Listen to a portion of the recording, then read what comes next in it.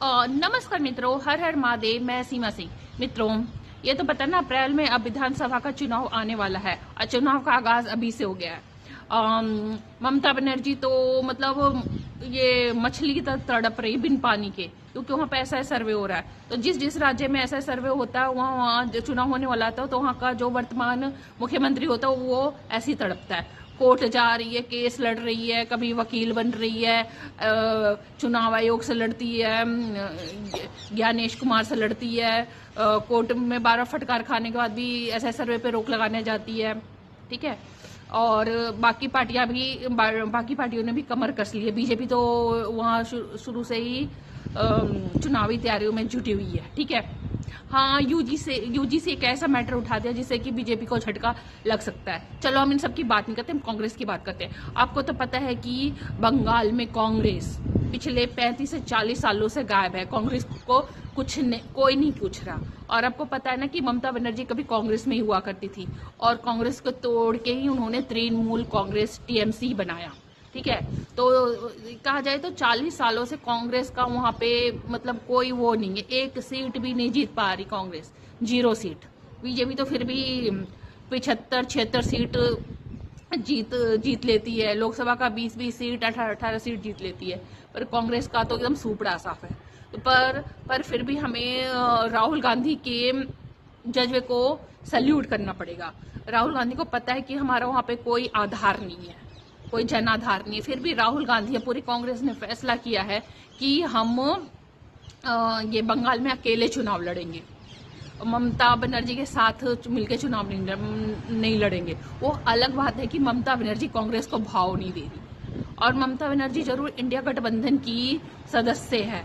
उस नाते ये बंगाल में ममता बनर्जी को, अखिलेश यादव को, तेजस्वी यादव को, केजरीवाल को भी गठबंधन होने के नाते वहां सीटें देनी चाहिए लड़ने के लिए। पर ममता बनर्जी ने बोल दिया है कि भाई नहीं, बंगाल में मैं तो अकेले चुनाव लड़ूंगी, मैं अब किसी के साथ मिलकर नहीं लड़ूंगी। मतलब गठबंधन धर्म नहीं निभाना ममता बनर्जी को, गठबंधन धर्म से दूसरे राज्यों में निभाना है ममता बनर्जी को। अगर कोई केजरीवाल, ये अखिलेश यादव, इस जैसे एक बार बोल देना कि बंगाल में चुनाव लड़ेंगे, ममता बनर्जी उन्हें कच्चा चबा जाएगी। किसी को हिम्मत नहीं है। ममता बनर्जी के वो दुश्मन नंबर 1 बन जाएंगे।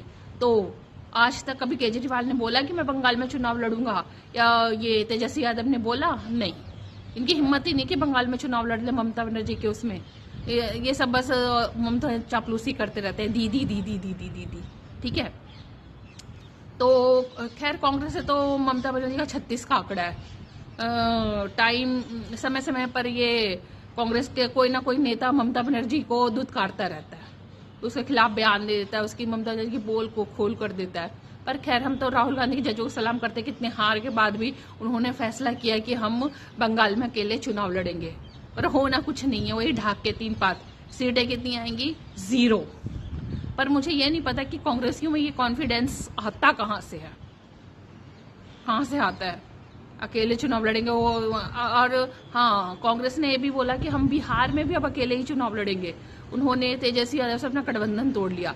मतलब कांग्रेस ऐसे बोलती है जैसे कि पता नहीं उनका कितना बड़ा वो वहां पे जन आधार था, जो तेजस्वी यादव के कारण उनका बिहार में सूपड़ा साफ हो गया। बिहार में भी कांग्रेस का वही हाल है।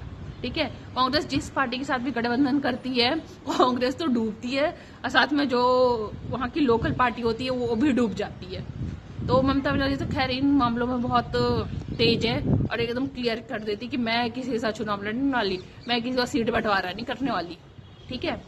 तो देखते हैं बंगाल में अब ये 20 दिनों के बाद ये चुनाव की तारीखों की घोषणा हो जाएगी।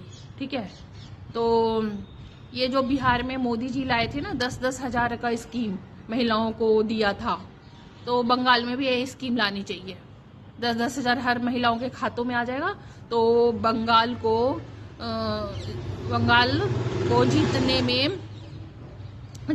जीतने से कोई नहीं रोक सकता बीजेपी को।